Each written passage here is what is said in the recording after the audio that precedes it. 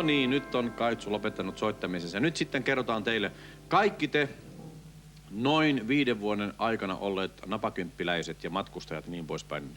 Nyt toivoisin, että lähettäisitte meille tänne MTV:hen 0002 Helsinki niin poispäin tiedot, että miten teillä on siellä mennyt. Syksyllä nimittäin me sitten tapaamme muutaman tämmöisen napakymppiläisen, joka on ollut etelässä ja niin poispäin. Ja haastatellaan vähän, miten meidän ihmisellä mennään, koska eikö teitäkin kiinnosta yleensä, eikö niin, miten niillä on mennyt?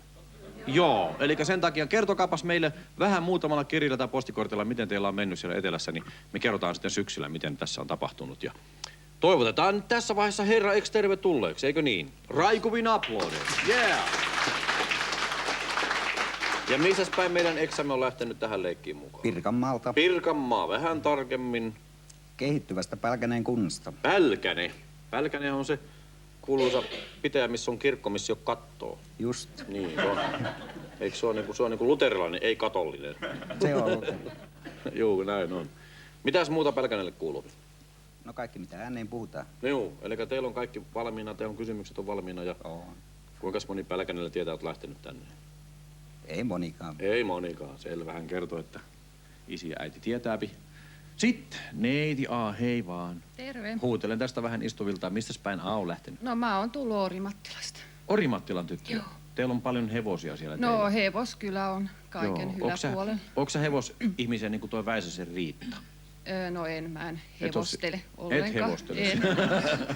Hyvä. Entäs B? Hienoa. Entäs B? Riikka Raahesta, Riikka Raahe. mutta opiskelen Oulussa.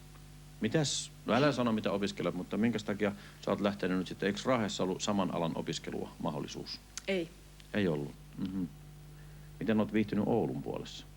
No ihan hyvin, kiitos. Joo, se on semmoinen tervakaupunki. Mm. Mitäs se? Pirjo Forssasta. Forssan tyttö? Kyllä. Mitäs Forssalla kuuluu? No mites sinne?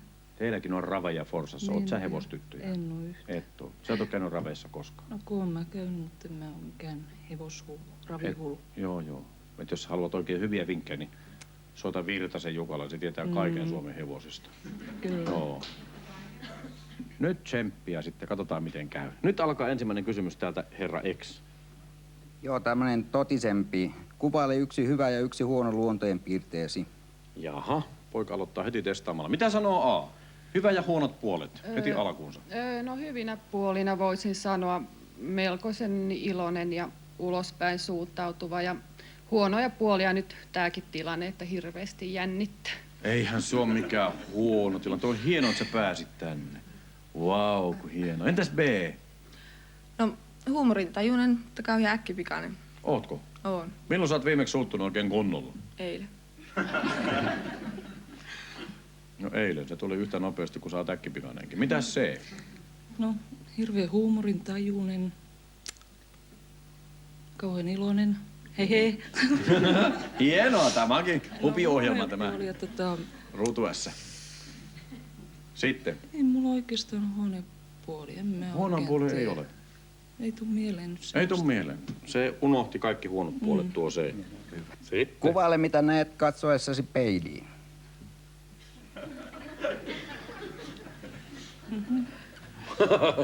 Tämä on kyllä mahdoton mies tämä. Mitäs se, kun katot peiliin, niin miltä siltä näyttääpi? No ihan vaaleat hiukset, Vaaleita hiuksilta näyttääpi. silmät, suu ja nenä. Suuret silmät, vaaleat hiukset. Sitten. No siinä ne sit on. Siinä ne onkin. Tiedät, riippuu mihin aikaan vuorokaudesta kahtoopi. Jos ne aamusta katsoo, niin Ja saa aamusta kahtoo, niin mitäs sit näkyy? no sitten on ihan silmät on vielä isommat. Hyvä. Mitäs A näkeepi aamulla, kun kahteleepi peiliin? No katsotaanko käsipeili vai koko vartalopeili? No jos mä katson koko vartalopeiliin, niin mä näen siellä semmoisen pitkän hoikan tytön tukka pystyssä ja silmät selällä.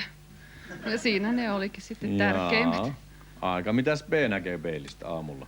Tai illalla tai milloin tahansa? No P harvemmin näkee mitään, että mulla on silmät yleensä niin turvoksissa aamulla. Että täytyy sillä käsikokeilla kokeilla, että mitä on tallella. Niin, että kuka minä olen? Joo. Aika mukavat likalle. On. On poika tiukoilla nyt täällä lauantaina. Mikä on mielestäsi parhain ja mikä huonoin kohta vartalossasi? On tuo kyllä mahdoton mies kyselemään tuo. Mitäs? Tää on aika tiukkoja kysymyksiä lauantai-iltana. Mitäs sanoo A? Parhain kohta vartalossa, no pitkät hoikat jalat ja huonoin kohta nyt on sitten ehkä, mitähän mä nyt sanon, pitkät kädet. Ai. Mitäs sitten B sanoo? Tää on aika kovia kysymyksiä. No, ehkä parhaimmat on jalat ja huonoin kohta on maha. Vähän valahtanut tuonne alas.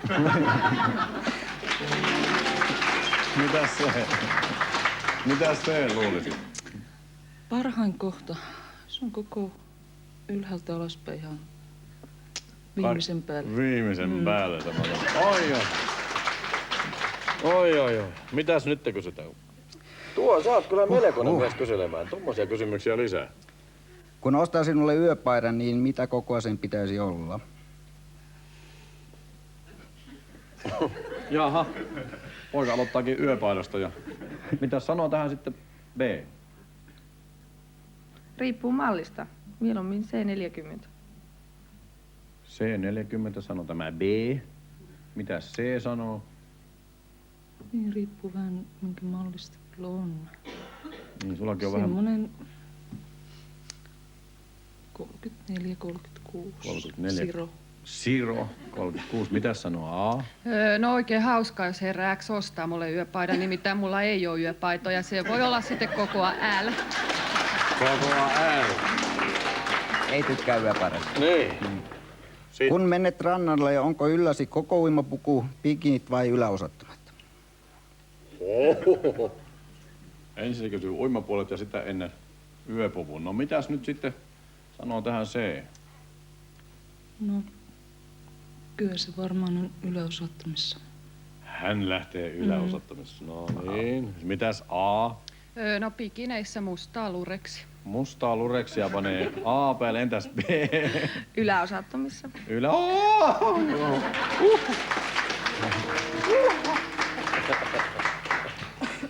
Otan osaa. Selvä. Yksi kysymys ja äkkiä. Tää on Mihinkä viimeinen. ensiksi katsot miehessä? Mihin ensimmäisenä kiinnittää miehessä huomiota tämä A? No eiköhän se aloita kasvoista. Kasvoista pikkuhiljaa alaspäin, varpaisiin asti. Pikkuhiljaa valut siitä alaspäin. Joo. Entäs B? Takapuoleen.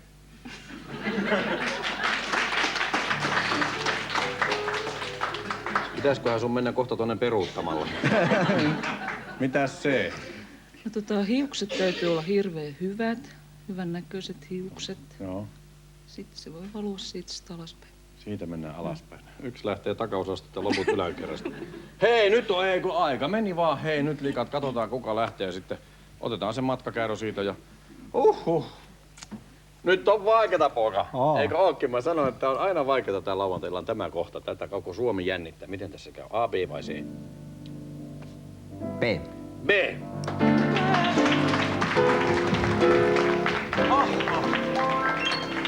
No, täällä on kyllä likkaat vaihtanut vähän paikkoja, tai sitten ei, tai sitten oikeastaan kyllä, ja vastaavat tiedot.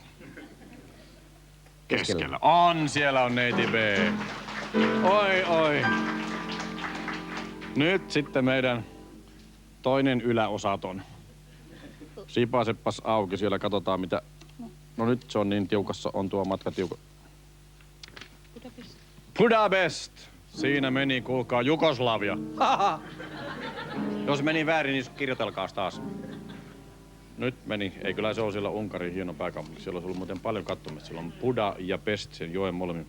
Oi, kuulkaa, meni nilsiä. Siellä meni Tahkovuoren upeat lasketut.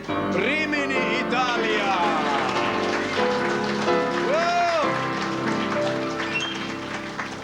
Ei voi olla totta.